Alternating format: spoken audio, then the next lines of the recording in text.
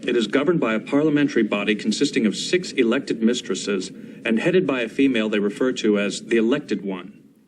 Hello Star Trek fans, this week I'm looking at the episode Angel 1 from Season 1 of Star Trek Next Generation. In this episode, the crew of the Enterprise are off to the planet Angel 1 to try and locate some missing colonists or something like that.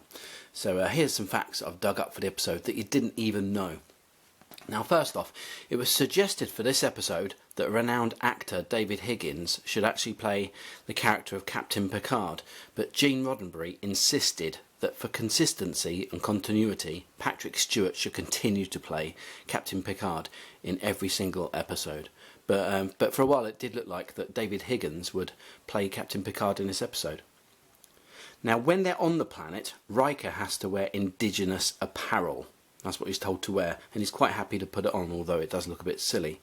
And he receives remarks from Tasha Yar about him looking a little bit silly. Now, originally, it was to be Chief O'Brien who would be given a silky, silly bunch of clothes to wear, but the writers decided, after giving it some more thought, that Chief O'Brien was actually a bit too macho, and so it fell on the softer character of Commander Riker to wear it. So that's why we have Commander Riker wearing the funny-looking indigenous apparel in the episode. Klingons appreciate strong women. Angel 1 wasn't the only name considered for the episode when they were gathering ideas for the name of the episode, obviously. Now, other names that were considered are Angel 6, Dust Angel, Dust Planet, Dust Ladies, Women of Dust, Dust Ladies from Angel 1, and The Missing Men. But obviously they just finalised with the popular name of Angel 1, which I'm quite happy with. Actor Jonathan Frakes is a naturally bearded man, but he was asked to remove the beard for the role of Commander Riker in Season 1. Now, if you've seen Jonathan Frakes without a beard, he actually has quite the dimple on his chin. Engage.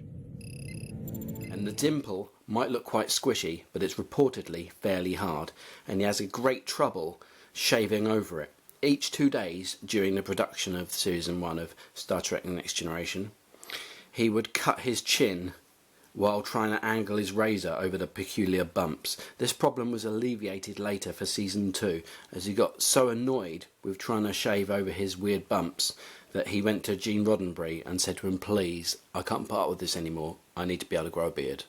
And so Gene Roddenberry allowed him. So that's why, from Season 2 onwards, of course, Commander Riker has a beard.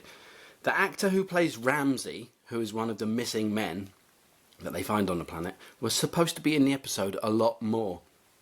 But unfortunately, he was only a part-time actor who only had limited hours, because he's a full-time manager of a McDonald's restaurant in Santa Fe. So he couldn't spare much time for Star Trek, because unfortunately he was putting his work at McDonald's first, which is to be commended in the long run. Now, during this episode, one of the most interesting facts I found was that the milk mirror in this episode was created by the effects team making a hollowed out mirror and filling it up with low-fat milk. The milk in the mirror needed to be changed each day of filming to prevent the smells coming out of it on the set, because of course it is in California, so it gets quite warm.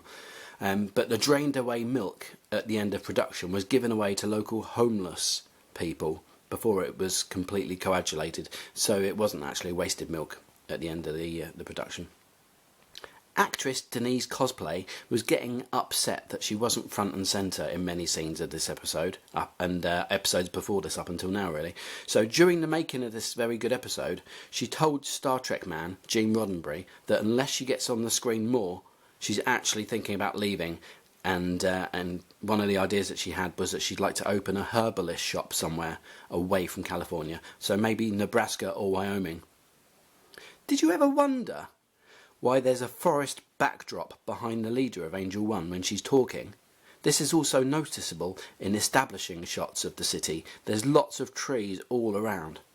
That's because Worf actor Michael Dorn is actually a big tree enthusiast, and he insisted that this episode be populated with more trees than before, because most of the planets that they go to seem to just be a bit dusty and and grey looking, so he wanted a planet that looked more sort of forestry. So we can thank Michael Dorn for having a nice wooded planet. This episode is mostly noticeable for having the most dialogue of any episode of Star Trek in its long, rich history. The script for this episode includes more than 10,000 words in just the 44 minutes of running time. There's no more than 1 second of silence between any sentences in this episode because it's so densely packed with dialogue, and I find that completely fascinating. It must have been quite hard to write 10,000 words to write in a script for a 45-minute episode, but I'm happy that they did. It makes it a very intelligent episode, of course. Finally, a visiting priest who came to the set, who was a friend of Marina Sirtis, a visiting priest asked all of the staff, he had a meeting with all of the staff and production, and asked that no unholy thoughts were allowed during the production. He didn't elaborate on this, but basically he called everyone into a room and just, I don't know, waved his stick around a bit or something and said that none of them were allowed to think unholy thoughts during the production. I don't know if they did. None of them did say if they did think unholy thoughts during the production, but I'd like to think that they didn't. And maybe that's how this episode became so good, because everyone was trying their best to be so pure. Thanks ever so much for checking out my very important facts. Don't forget to hit the subscribe button unless you've already done it in the past, or if you can't be bothered, or you're just not interested. So thanks very much for watching my video anyhow. I hope you enjoyed these facts. I'll be back soon, hopefully, with some more facts as I go through every single episode of Star Trek to discern every single fact I can find about them.